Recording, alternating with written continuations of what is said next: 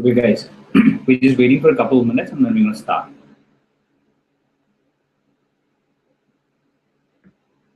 Just pause this.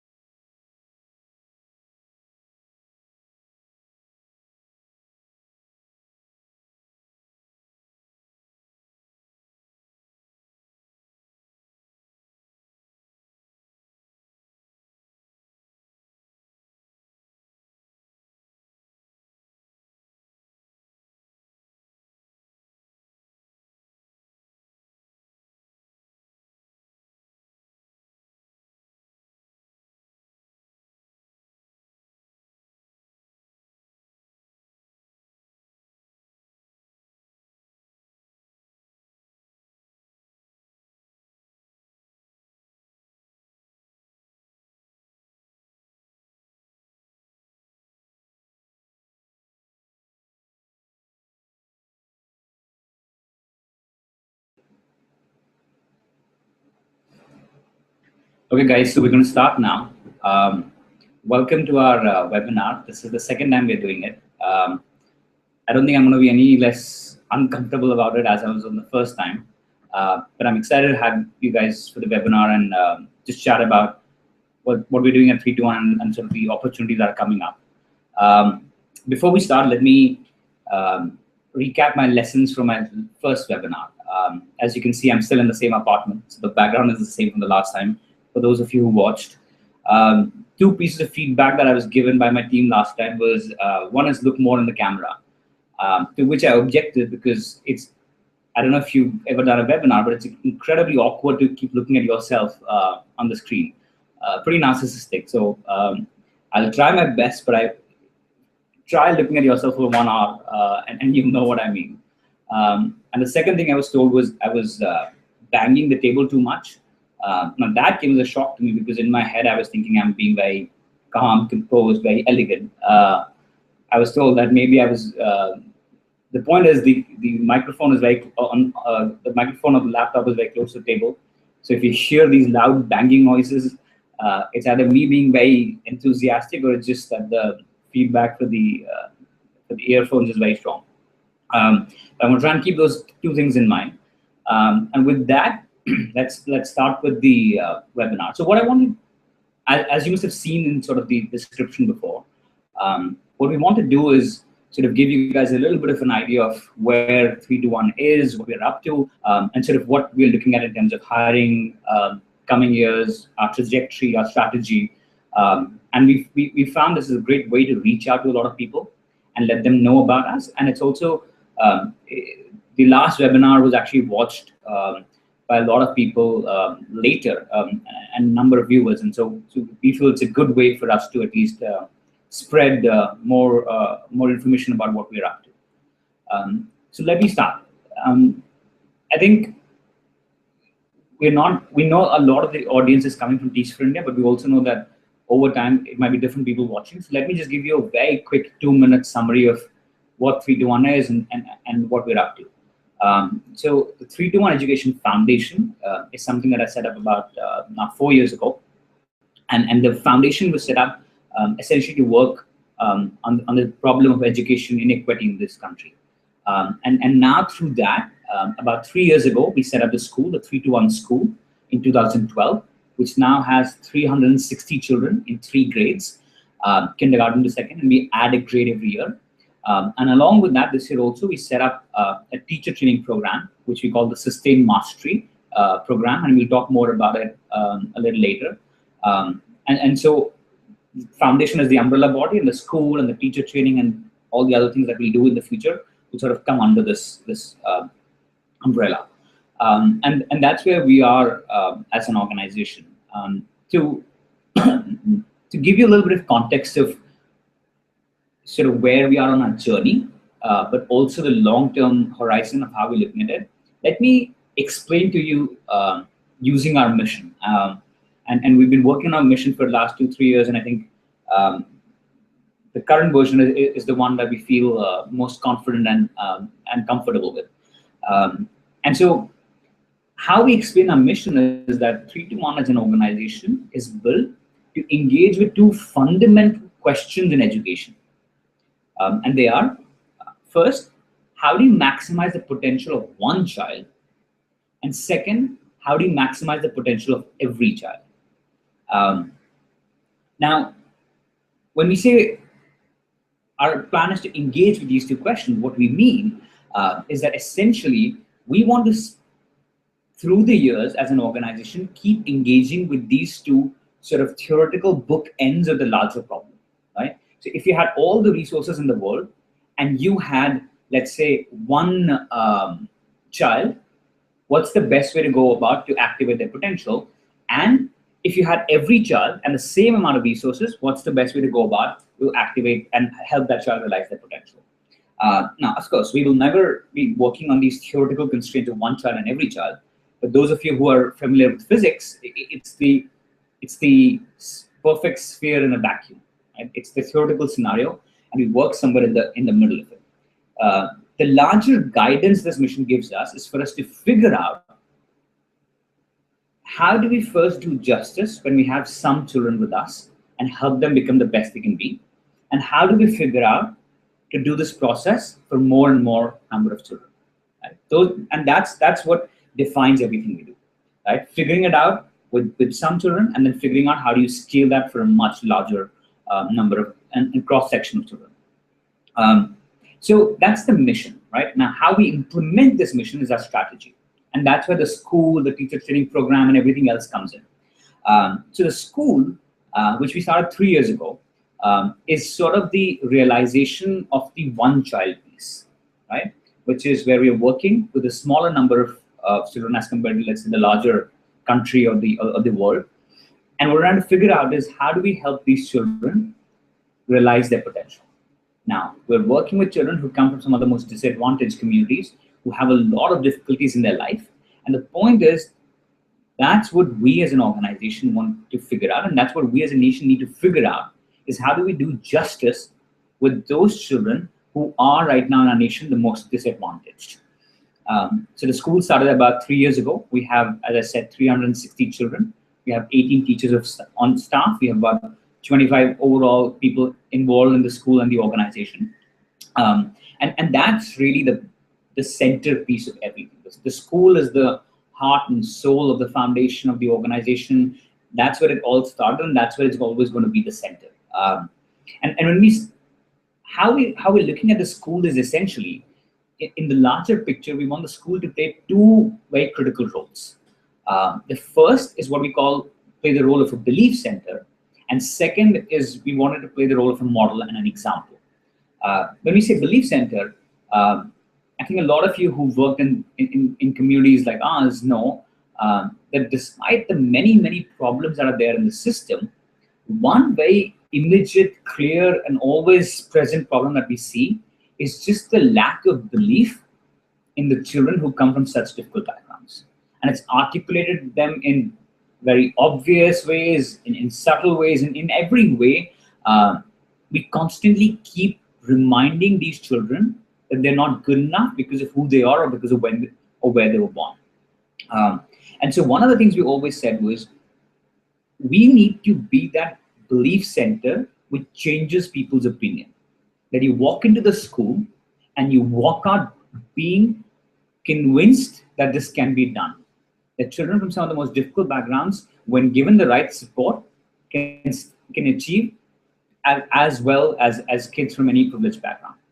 And And when we started the school, we felt there were not many examples of this. There were not many examples that would make your jaw drop and essentially get you to reevaluate everything you believe about education, what is high quality education, and who can get access to that. And so that's the whole belief center part. And it's been remarkable how very early in our journey, we've seen that play out. We're in our third year. In the first 2 years, we had about 800 visitors come in. I think we're going to hit more than 1,000 in our first 3 years comfortably. And we've seen that reaction. We've had people from government schools come in. We've had people from affordable private schools. We've had people from elite private schools. We've had people from foundations in India, outside India. And what surprises people is to see what's happening in the classroom, what the teachers are doing, what the children are learning, how they're showing it. Right? And often we hear people articulating how this has in some ways altered what they believe can be done.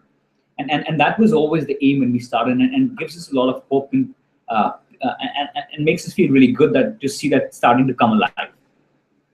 So that's the belief center part for the school. The second part, like I said, was to set up as a model.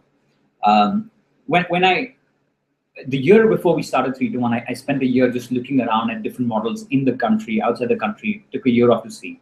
And one of the things I always felt was, in many of our schools, there was very little research, there was very little application of research, there was very little sort of, like schools were not keeping abreast with the latest that was coming out in curriculum, pedagogy, brain theory, learning behavior, cognitive neuroscience, right? A lot of things which, when applied to schools, would give us much better returns, right? Much better results, help us make much better environments for the children and for the teachers. I felt even some of our so-called good schools were still using very antiquated practices, still very procedural, rote learning based. And we felt there was really a crying need for a school to in some ways play the role of an R&D center, right? To play the role of an example where some of the best practices from around the world and the country get brought in, contextualized, we put them through rigorous feedback loops and testing a lot of stuff. And then from there, pulling them out and figuring out how to share with the larger system. But playing that role of the model to show what in terms of pedagogy, what in terms of curriculum, what in terms of design of classrooms, learning experiences, teams, teachers, it can be done at the highest level.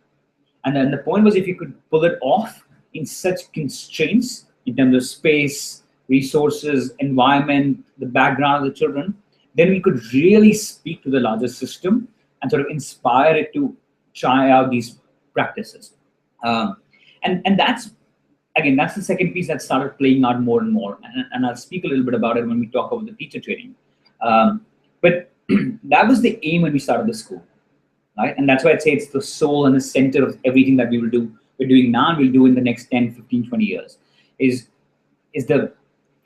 serves as the belief center, and it serves as the model of what we believe high quality education should look like in our nation in this time and age.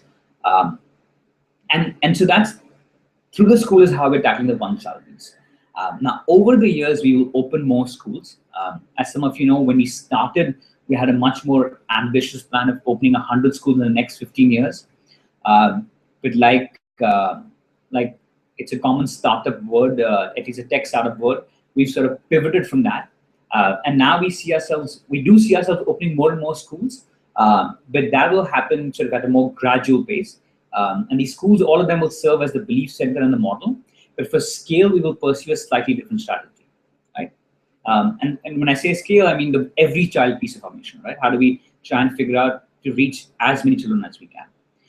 And what we've realized is like in the first 2 years, what would happen was we would have a lot of different schools come in, teachers come in, many of them teaching kids from similar background, children in similar environments.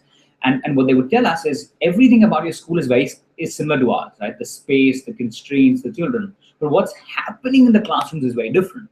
And they would ask, how do we do this? And they would ask, can you help us in some way figure this out? And I think that got us thinking of trying, if you can take some of these things that we're doing and see if they can have impact in the larger system if we share them. But we didn't want to make an assumption that if we just took what we were doing and gave it to a different school, it would work. So we decided that we're going to actually start a pilot to test it out. And we wanted to start with teacher training, but eventually our plan is to go to curriculum, data, a lot of different things, which we keep doing and testing in our school. So what we did was we designed, the teacher training, which we call sustained mastery project, in a very different way from how we were designing the school, right? So if I have to give you the analogy, the school we designed like how hardware is built, right? With the long-term plan, 1 year at a time, and sort of building from there. Whereas the teacher training, we were designing it very much like how software is built, or how good software should be built. Very much the agile development, very much the lean startup way, which is sort of we come out with a basic hypothesis, build a minimum viable product from that hypothesis, and then put it through rigorous testing and user feedback and figure out what works, what doesn't.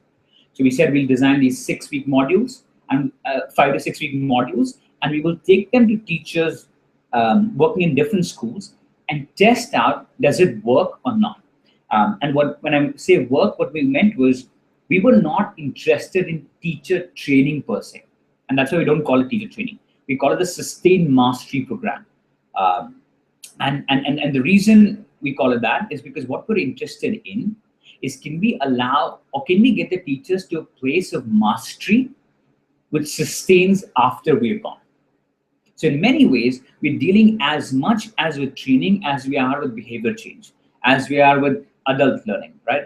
Like I said, cognitive neuroscience and all of those different factors of how do you take some best practice, then break it down to a level that people from a very different background can still absorb the essence of it, contextualize it, and then go and start using it in their classrooms, and in the way, changing the behavior that they've been doing for a long time, right? And we felt this was the part that was missing from most of the teacher training programs, and that's why we've done lakhs and lakhs of trainings as a country, but very little of that has actually transferred in the classroom. And so that's what we wanted to figure out. And that's what we've been working on for the last sort of 6-8 months through these series of pilots. And every 4 or 5 weeks, we do a pilot. We have a hypothesis that we want to test. We test it out. We roll it. We take a lot of feedback, pull the product back again, change something, put it back again. And our plan is to do this for the next sort of 2 years and figure out what's the most scalable teacher training model that we can build. Primarily starting with in-service. The whole point being, there's a lot that we're doing in our school in terms of research, in terms of then applying it in the school, contextualizing it, and proving that it works. Now, what is the best way to take it out and then spread it in the larger system? Best way from a scale point of view, best way from a quality point of view, best way from a sustainability point of view. And we plan to sort of do this kind of an activity with different services and products that we see pulling out of the school. Right? So it'll be a curriculum in a few years. It'll be the way we use data in our classrooms, which is very different from how it's used across the country. It'll be sort of the design of the teacher teams and all of these different processes that we develop, figuring out ways of how, either through a product, a service, or whatever is the best way of allowing it to spread in the larger system. And that's, again, that's the every child piece of it, right? So guided by this one child and every child sort of mission statement, and through pursuing it through the school and the teacher training and these other programs that we'll start, is how we plan to go about this journey and impact the system. Now, having given you this context, the next step is who are we looking for, right? Who are the kind of people we want to join us on this journey? And I think one of the most important things that I do at 3 to 1, one of the most important things that a lot of us do in the organization is essentially having a say and taking control of who gets in the organization. For the very simple reason that we've poured our heart and soul in this organization for the last 3 years now. We've given it everything we have. We've nurtured it with everything we have, and we very passionately care about how we build this over the next 2, 5, 10, 15 years, right? And we're very aware in every sense that what will make this organization is the people who join it and the people who stay with it. And so one of the most critical things that we can do is ensure that the people who match our values, our ethics, our passion are the ones who join it. And so we've been looking for the same things for the last 3, 4 years. You know, the process changes a bit, but the larger things don't change. and I've mentioned this a few times, but one very important thing for us when we're looking for recruitment, and who are we looking for, is people who have a long-term interest in education, right? Who want to be in this sector, who want to impact this sector in a long-term way, right? We're not saying you have a step-by-step plan for the next 20 years, but you have a very deep desire to work and engage with the sector for a long term, right? So if your plan is to do an MBA, this is another opportunity for you a couple of years from now, right? But for example, if you want to teach for a few years, then go and study education and then bring it back, that's very fun, right? One of our founding teachers, Lara, actually this year is in the UK studying second language acquisition and how children grasp language. And she's taken a year off from 3-1, gone there to study, and she's going to bring it back, right? And that we're very thrilled about, because she will dramatically increase the knowledge and skill level at 3-1. She will, in the process, do it, of course, for herself, but also allow us as an organization to have a much better and larger impact because of the learnings that she will do. So in terms of those ways, we find that people who want to, after a few years, study education stuff, but the larger point is, it's important for us that you care deeply about education and you care about it from the long term. I think second thing, which is extremely critical, we put it in the name of the organization. Not many of you might know, but 3-1, each of the numbers actually mean something. It's not a countdown. It's not 1, 2, 3. It's not 1 or 2 or 3. But I'm not going to get into that right now. But excellence is extremely critical. It's essentially one of the most important reasons of why we started the school and the foundation and the way we are going about it. Because we felt there's a lot of work on access in education. There's a lot of work on scale, not enough on quality, not enough on excellence, not enough on proving the absolute best in terms of what can be done. And so that's the core. That's the niche that we want to be a part of. That's the niche we want to own in the education space. Right? We want to be known for quality. We want to be known for excellence. And so everyone we hire, that's one of the big things we look for, right? Like your thirst, like do your eyes light up when you experience excellence, or when you produce or create excellence? And that's always been one of the most important things. And that every year we somehow manage to select people for that, and all the magic that is there in the organization is there because of the people. They care so much and they care about doing things well, and it gives them a lot of joy by doing that. And that's something which is very critical for us. I think the third thing that we look for is for people to be learners and executors, right? Because there are two things that you'll be doing constantly at 3-1, and often at very rapid rates, right? We can pretty much guarantee that we will get you to learn more in 1 year than you might have learned in the last 2, 3, 5, or 7 years, right? Right off the bat. In the first year, we were not so confident. Now, after having taken through 20 more or so teachers in 3 years, we are pretty confident, right? We will dramatically increase your knowledge and your understanding. People love that. They just get hyper excited, right? We have this 1 month training before we start, and they're so wired that they can't sleep. And some people really struggle with that. It's just a lot of stuff to learn. It's just a lot of new stuff coming in. And so they find that uncomfortable. And so it's important for us that you get excited by learning, that you love it, and that you want to explore in various ways. And equally, that just staying in the theoretical realm is not your thing. Because we will also get you to execute fast and quick, and get you to get on the ground. And it's very critical that you're willing to take the risk, that you're willing to take the steps that are required, take that learning and make it real. Make it real for the children in the classroom, make it real for the other team members. And that's an important piece of what we do. So the learning, giving you enough opportunities, so your desire to learn, but also then being ready to jump in and start executing very quickly. And executing in multiple different roles, right? We like to keep our people on their toes, because I think that's where a lot of the learning happens. So we will keep giving you different scenarios, different situations. I mean, we want you to get you to be able to execute often when there's a lot of pressure or it's a difficult environment. And the fourth thing is, which I don't think we used to articulate very clearly, but we used to sort of select for it. But I think now we felt that we should actually articulate it. It's extremely important for us that we get people who are team players. almost the entire model of the school we are building, which we're now starting to realize is one of the unique things that we're doing, is the team structure that we've built. We modeled it on teams of doctors and these other professions where over the last 40, 50 years, the understanding that teams do better than individuals has really been backed by research. And taking all of that, we've sort of built this horizontal and vertical team structures, horizontal and vertical team structures. Um, and and a lot of what happens at 3-1 is when you're part of a team, right?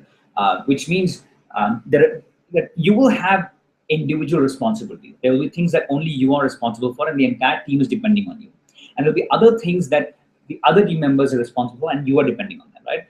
And a lot of pieces come together by teamwork, and it's one of the one of the best things about being a 3-1. But it also means that you need to know how to work in teams, how to work with different individuals, how to work with people who are coming from have very different strengths, very different backgrounds, and that's critical for us, right? Because the strength really comes from the team structure, and so that's largely the kind of people we're looking for. If I were to just quickly say, answer the question that's often asked, what is in it for me? Right? What are the advantages of joining 3-1? I think as I see it, and I think every year when we get new people, we ask them to articulate, and we hear the same things from people. And first, I think it always comes up, and everyone realizes it, is just being part of a really special team. Like that was my biggest lesson after year one. It's continued to be my lesson after all these years. And everyone who comes in, unfortunately, most of us never get to be part of really good teams in our life. So we never realize what an incredible thing it is, how motivating it is, how inspiring it is, and how much you yourself can accomplish and impact when you're part of a really great team. And I think that's one thing that we've always ensured that we set up at 3-1, and that's what people get at the organization.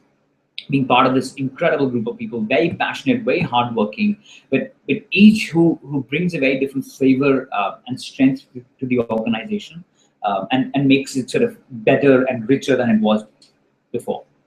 I think second would be, of course, the tremendous opportunities for learning that we provide. We like going deep. We like understanding things in a very deep and profound way, and we push ourselves for that. And it's often a tough thing. It's a challenge to really sort of battle with these hard questions, right? Which we now realize, like in many ways, a lot of educators have been battling for almost 100 years in different ways, right? But we've always pushed ourselves as trying to take a leading role in that, even how young we are as an organization. And I think we do have an incredible asset in that the learning environment we provide and the amount of information, knowledge, skills that we can offer, and all the various networks in the country, outside the country, that we can access and provide to. We've been lucky to have supporters from various different organizations, some of the best organizations in India in education and outside, even outside the country, right? From people who are on our board, who are our supporters, advisors, to an extent where there's almost no one in either the education field or in the social entrepreneurship field that we can't reach in 3 steps, which just means that we just feel very lucky to be able to learn from all the masters and great people available, and those are different internal and external opportunities that we have for people to learn. I think the third, sort of from a larger perspective, it's just to get the chance to build something that we all could look back 15, 20 years from now and just be incredibly proud that we were a part of this and we built this. I think, if I have to give a slightly historical context, right? Our generation in this nation is one of the first ones which has had access to, has had a relatively easier access to work. Right? We came out of our schools and colleges pretty confident that we would get work. Right? It was a little different from our parents' generation, and that's why in our parents' generation, when they found work, they stuck with it. Right? You stayed with the same company for 40 years. or the same business or same organization. Whereas we've always felt that we would, because the economy had liberalized, we had the opportunity, so that we would get work, right? And that's why our generation, and we would get decent incomes, we'd get all of those basic things, right? So in many ways, our generation's calling has been to find work with purpose, find work with a sense of ownership, with a sense of pride, with a sense of sort of almost legacy in terms of where you contribute yourselves, right? And one of the things I always urge people to think about is you're going to spend an incredible amount of your life at the work you do. Those little seconds and minutes and hours that you will spend will ultimately all add up. 5 years, 10 years, 15, 20, 30, 40 years. When you look back, what do you want to see? And then that's something that motivates us a lot, right? Like we want to put a body of work that we look back and we look back with pride and joy. And I think that's one thing that we offer at 3 to 1, right? Chance to build something with an amazing group of people that you will feel inspired by, that others will feel inspired by, and that you will feel that those countless seconds and minutes and hours that you spent were spent well, and that you're proud of what you managed to accomplish. And I think those, apart from a lot of the smaller things, but those are sort of in the larger picture, the advantage and the unique sort of things that we feel we could offer people. In terms of what are the next steps, and I'm going to try and close this quickly and open it up for questions. The last webinar was pretty long, so I'm trying to make this one shorter and cleaner. And if you have questions, by the way, you can start posting them on the side. Nandita is there monitoring it, so she can have, she'll bring it up here and I can answer them. You can also message or email Nandita. Her number is available there somewhere. And she'll bring it up, the question, and we can start answering. So what are the next steps in terms of applying? If you are a Teach for India Fellow and you're graduating this year, or if you're a Teach for India alum, I think the process is that we will be there for the career fair. We'll be there for the whole process. So when the opportunities open up, you can apply through that. If you want to get in touch with Wizard, interact, again, you can email Nandita, you can email me. There's the Facebook page that we have. You can sort of go on there and message, and someone will get in touch with you, or on Twitter. Any of these different ways you can use to get in touch. But also the official Teach for India channel, and we'll be part of that, and we'll be part of the recruitment fair. If you're a non-Teach for India individual and you want to be a part of 3 to 1, email us. You can email Nandita. You can sort of message on the Facebook page or use any of those links, and we'll share with you the opportunities that we have for next year, and you can apply. In terms of the different opportunities available, as always, most of the opportunities are available in the teaching role.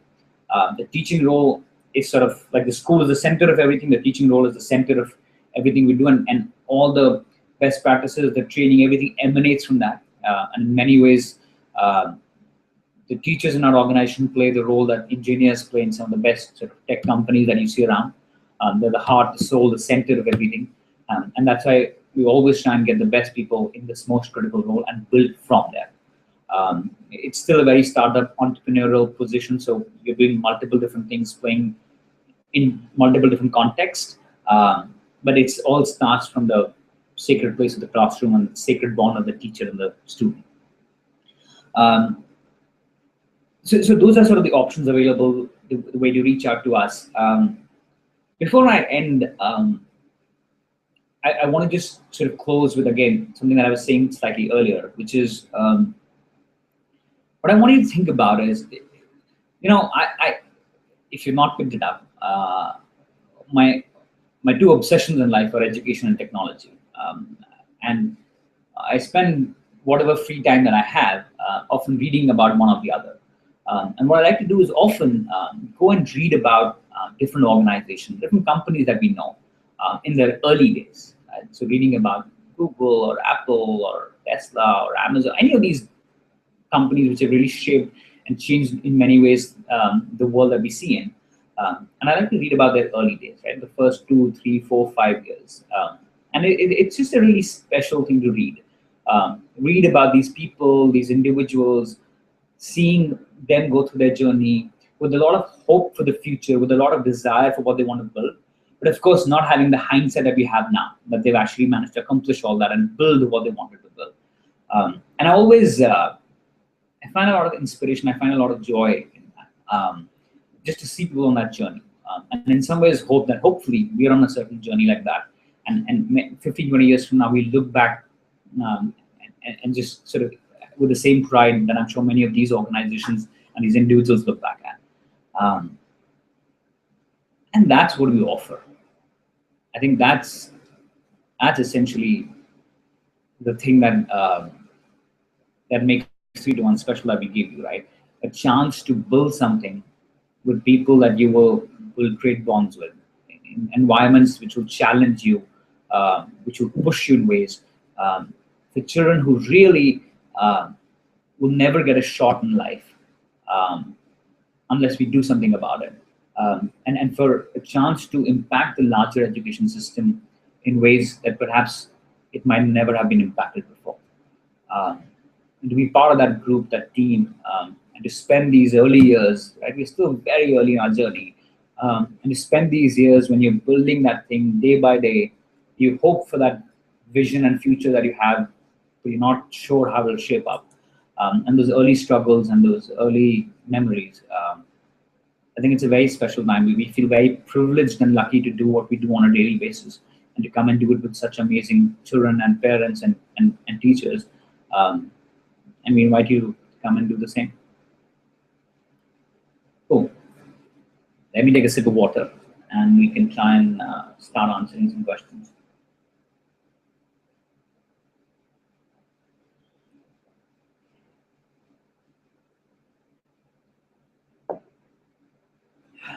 Okay, so one of the questions is, can you give us a sneak peek into your pre-service training? I can certainly try. So, like I said, one of the most important pieces of the whole puzzle for us is the teacher. And we want our teachers to have an extraordinary impact on the children, on the school, and then over the years, over the larger education system, right?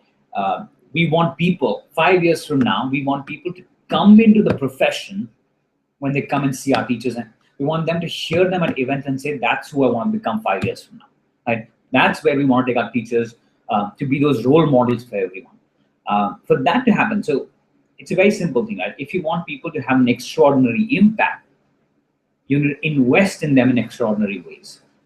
So we spend a lot of time in training and different kinds of professional development for our teachers. If you add up all the days sort of we do throughout the year, it adds up to about 70 days of professional development a year for each of our teachers. And it's broken up into various different modules and ways. A big component of that is the pre-service training that we do for our teachers. And then there are different modules, middle of the year, end of the year, and then the various sort of team structures and whole school structures that we have. As far as the pre-service training is concerned, I think we focus on a few things. First is we focus very strongly on getting people to understand the larger why of 3-to-1, right? Why does 3-to-1 exist? Where in terms of time and place is 3-to-1, right? What is the need for us to exist? What will it look like? What does the sector look like? What does the field look like? What does education look like? Both in terms of history and in terms of future, where is all this going and how do we fit in all of this? And then we spend a good amount of time getting people to understand 3-to-1's attempt at being a part of this solution. What the things we believe in, the values, the culture, the various sort of methods that we've developed, the frameworks that we've developed, both the content knowledge, the pedagogical knowledge, all the technical and the non-technical aspects that we develop, right? So then a bulk of the time is spent in this, starting at understanding 3-to-1 from a sort of a high 50,000 feet level, and then sort of digging deeper and deeper and looking at the various different aspects, from how we approach curriculum, to how we approach pedagogy, to how we approach assessments, to how we use data, And so then essentially more, it's just digging deeper and deeper. And then depending on the kind of different roles that the teachers are going to play, they sort of start sort of specializing in different sort of teams or groups, and you sort of explore some of those areas as that goes on. So it starts with a very sort of high level, big picture, education, society, where do we fit in all of this, where do we think this is going, and then it starts going into what is 3-to-1's method, our values, mission, vision, culture, and then into much deeper and broken down chunks of exactly in terms of curriculum, pedagogy, behavior, assessment, and it goes deeper on that. All of this, while very strongly wrapped in trying to build the culture that we have, right? The pre-service training is one of the most important places where we build the culture and sort of model the culture for all the new people who join in, reinstate for everyone who's there, and sort of really get people to experience what is 3-to-1. And we feel that's one of the most critical things that happens at the pre-service training. Okay, that's done.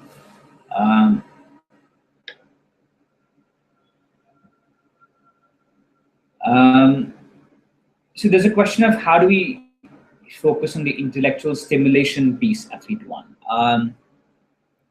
Before I answer that, let me sort of get into the why of it, right? Why do we focus so much on trying to get people to read a lot, watch different things, explore different things? That the simple thing is, if you want, we often tell that we want curious children. I can assure you, you will not have curious children if you don't have curious teachers and curious parents, but that's a part you can't control, right? Most things in life are modeled and hence picked up, right? So if you want children in your school, in your classroom, to be engaged, to be curious, to be, excited to learn about the world, you need to first get the teachers to get in touch with those parts of themselves.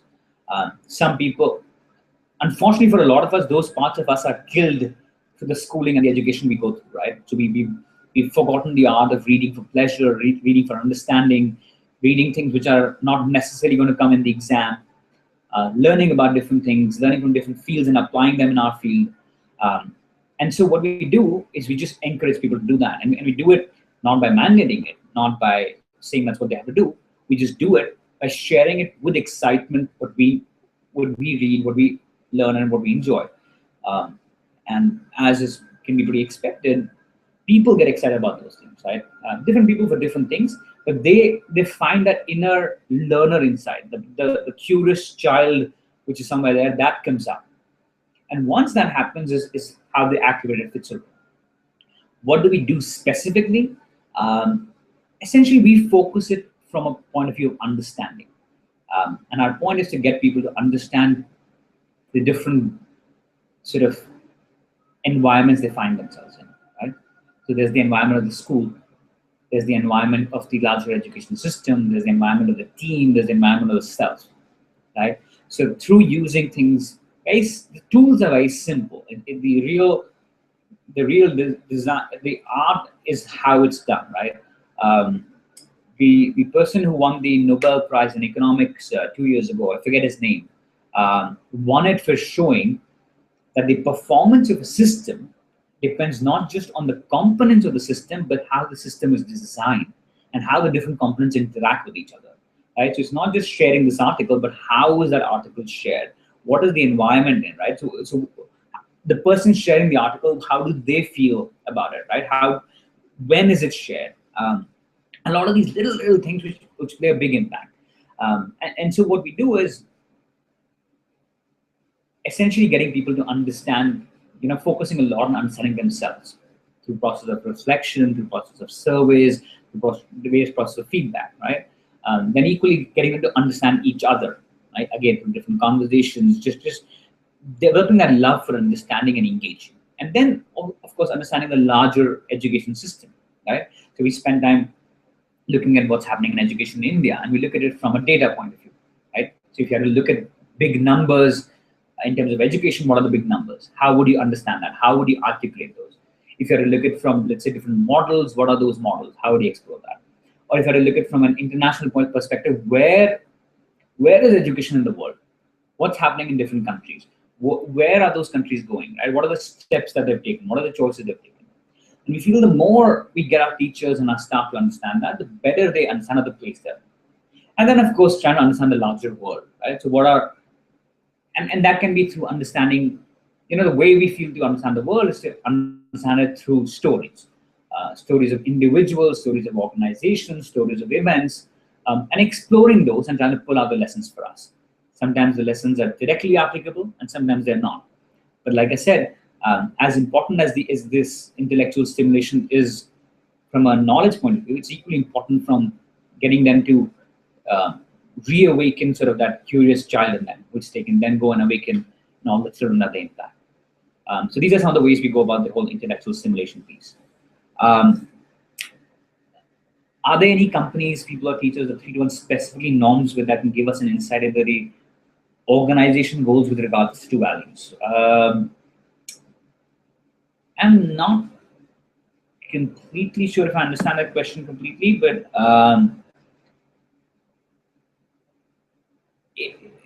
I'm guessing it's regarding sort of values, as in values in education. Is that, what do you think it's, Nandita? Or our values? So I'm guessing this is about what are our values as an organization.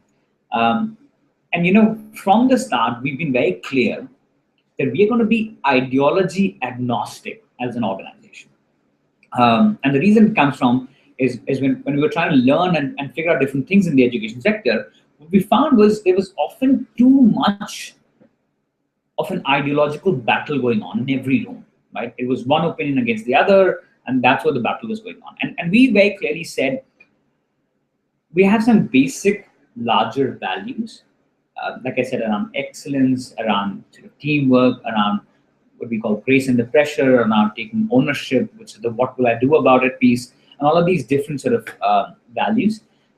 And we have some guiding principles, right? Like a simple one is we want to build this school like we would build it for our own children, and a few like these. And we said we will use these to guide us and make the different choices, but then we're going to learn from whoever we feel has something relevant for us or for our children. So we've been very open and flexible, right? And one of the most important things that someone once told me was, whenever you will go to an organization, you will find that there are some things you like about that organization and some things that you don't. The point for you is not to sit there in judgment, but just take the things that you like, say thank you, and let go of the things you don't like. I think that's what we've done. So that's why we are very comfortable, like we talk from an international perspective, right? So we're very comfortable, let's say, learning from some of the things that Finland has done versus some of the things that South Korea has done.